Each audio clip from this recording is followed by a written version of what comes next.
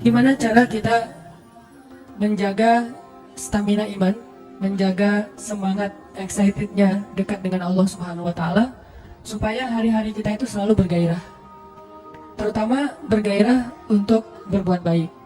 Dan yang kedua, tough dalam ngejalanin ujian-ujian hidup, lebih kuat gitu. Bahkan kalau perlu, mudah-mudahan bisa survive dari setiap masalah.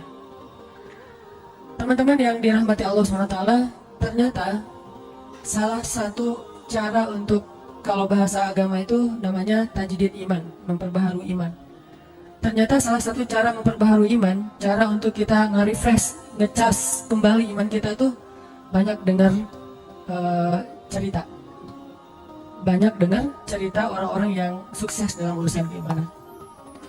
Dan itu berlaku bukan cuma dalam urusan agama, dalam kehidupan sehari-hari juga kayak gitu. Kayak misalnya orang yang senang bisnis, dia kalau dengar cerita-cerita orang-orang yang sukses dalam bisnis kan jadi kayak booster banget ya buat dia termotivasi sukses secara bisnis. Ikut kayak pelatihan motivasi atau ikut seminar yang motivatornya, trainernya cerita tentang siapa gitu yang sukses dalam setahun meraup sekian miliar, yang dalam usia 17 tahun sudah punya omset sekian ratus juta.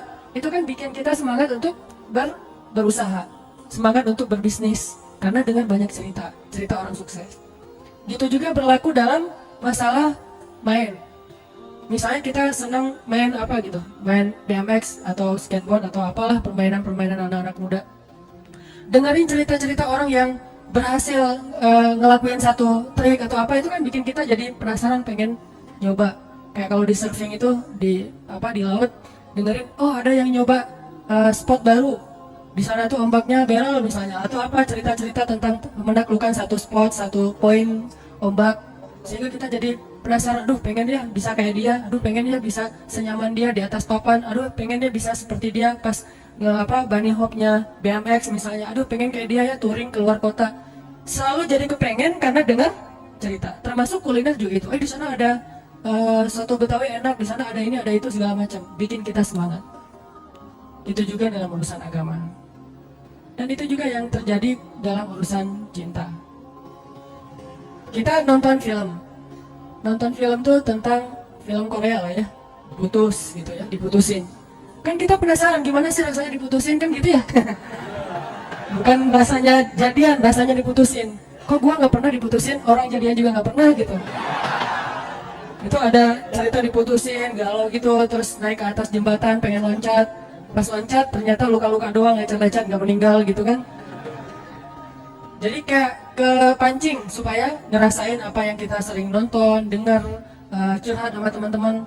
Makin sering kita nonton film-film yang ada drama cintanya, itu makin memancing kita untuk ngerasain, untuk pengen nyoba drama yang sama dalam kehidupan kita sendiri.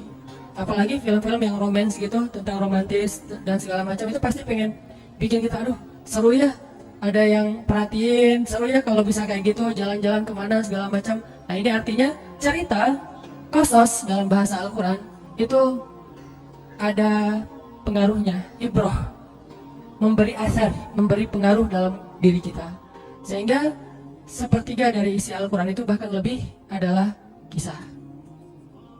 Sampai kalau kita baca story behind the surat Yusuf, kan surat Yusuf itu isinya cerita Nabi Yusuf. Itu story di balik turunnya surat Yusuf, itu para sahabat lagi bosan baca ayat-ayat yang sifatnya perintah larangan. Emang sahabat bosan baca Quran? Ya, dan itu manusiawi. Kita kadang-kadang baca Al-Quran bosan. Kenapa? Karena nggak ngerti. Ada juga tuh yang baru hijrah, tatonya banyak banget, tapi giliran sholat yang paling duluan nangis. Soalnya imamnya kelamaan. Subhanallah nih, tatonya banyak, sholat tahajud nangis duluan. Saya juga yang jadi imam merasa kayak cemburu gitu, iri. Kok dia duluan nangis ya, saya nggak bisa nangis. Pas sudah selesai, kenapa duluan nangis? Ustadz bacanya panjang banget. Oh, masalahnya di situ. Nah, di Al-Quran tuh ada ayat yang sifatnya perintah, ya ayyuhalladzina amanu kutiba alaikumusiyam aqimis shalah dan seterusnya. Ada larangan, la taqulur riba dan seterusnya. Para sahabat yang ngerasa monoton gitu, nggak ada variasinya. Akhirnya para sahabat datang ke Nabi, ya Rasul, Ada ayat yang model-model lain nggak gitu? Ayat model gimana? Ya jangan gini-gini aja, pengen yang sesuatu yang baru gitu ya Rasul. Bukannya nggak enak kan bilang bosan sama Al-Quran, kan nggak enak tuh.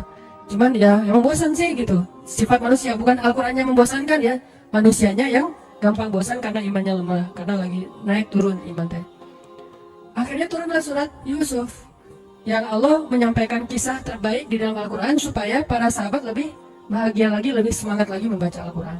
Dan mendengar kisah itu universal banget tuh nilainya. Kita nggak akan terjebak dengan perdebatan fikih, kita nggak akan terjebak dengan mazhab-mazhab, walaupun itu juga kebaikan, cuman kadang-kadang ada orang yang menyikapinya nggak bijak. Kalau kisah, insya Allah universal. Semua orang bisa mengambil pelajaran tanpa harus melihat dari mazhab apa, lintas pemahaman, tafsir, segala macam, nggak. Karena kisah itu sifatnya sesuatu yang bisa diambil pelajarannya oleh siapapun.